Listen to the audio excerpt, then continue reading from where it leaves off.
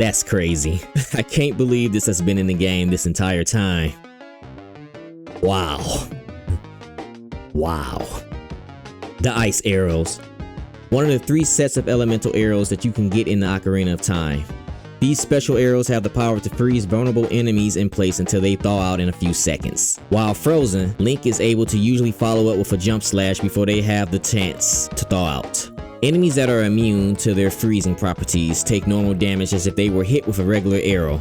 These arrows are attained from the optional dungeon, the Gerudo Training Grounds within the Gerudo Fortress. The way the game is structured, most players back in the day wouldn't get their hands on these arrows till late in the game on their way to the final dungeon, the Spirit Temple. So it's not hard to believe something like this, after all these years, is finally making its rounds across the internet, becoming public knowledge. For years, every time I played, I always followed the same route the game pushed me towards.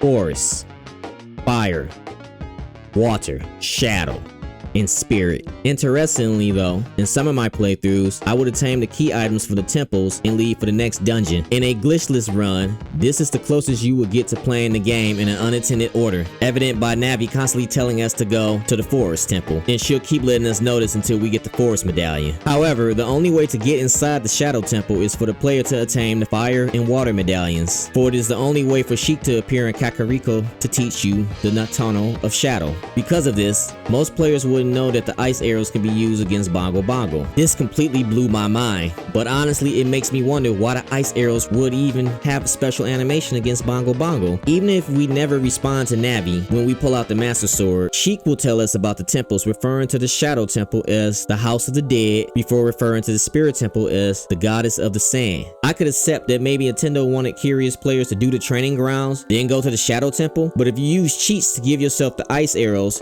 then head to Gerudo Fortress and fight the guards, you'll discover the ice arrows are able to freeze the guards. This wouldn't seem like a big deal, but this normally wouldn't be possible because to get into the training grounds, you must save the carpenters to get the Gerudo token. So why would the guards have an animation for being frozen? Seems like a waste to do something unless the ice arrows were meant to be an item you would have gotten earlier in the game. As a child, Link comes across the razor spikes in the second dungeon, a simple obstacle for the player to avoid. Once an adult, Link will see them again in the ice caverns. Using cheats to give us the ice arrows before entering the cavern, you'll see that you can use the ice arrows to freeze them temporarily. So at this point, not only do the ice arrows work on late game enemies, such as the Gerudo guards of Bongo Bongo, but they also work on the razor spikes. Technically, the ice cavern should be considered the 6th dungeon in the game, so the fact that they work on something mid-game would suggest maybe, just maybe, they were actually supposed to be found much sooner in the game. It's well known nowadays that Ocarina of Time had an interesting development cycle, from almost becoming a first-person game to being released on the Nintendo 64 DD. It's not hard to believe that some dungeons and key items were moved around during development. At some point, the ice arrows were probably meant to be found within the ice caverns. I mean, it makes sense. Ice cavern, ice arrows. Also, out of all the areas in the game that goes through a change once you clear the dungeon, Sora's domain is left frozen over.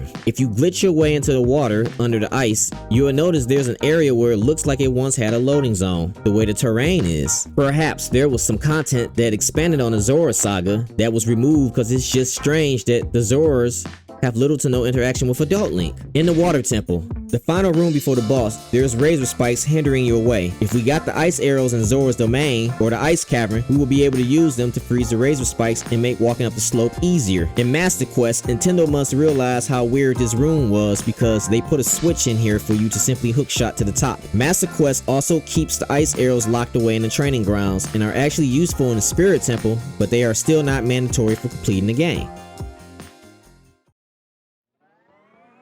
This November, it will be 27 years since Ocarina of Time was released. But till this day, this game still holds so many secrets, whether it be new glitches, some unknown game mechanics, or lost content that never made it into the game. Because the internet wasn't as easy to come by back then, and in the modern age of gaming, today speedrunners were more interested in how fast they could beat the game, rather than wasting time getting the ice arrows. So I can see how something like this after all this time has gotten past me, and probably other fellow gamers. But I am happy to finally discover it, and if you're learning this new game mechanic with the ice arrows for the first time, I'm happy to spread the knowledge. I look forward to seeing you all next time as we continue enjoying the games we love for years to come. Also, if you're new to Ocarina of Time glitches and are intimidated by pulling them off, just know that a casual gamer like myself can pull these off with little to no issues at all. And I have no doubt you'll be pulling off ISGs and bomb hovers after watching this video here. See you soon.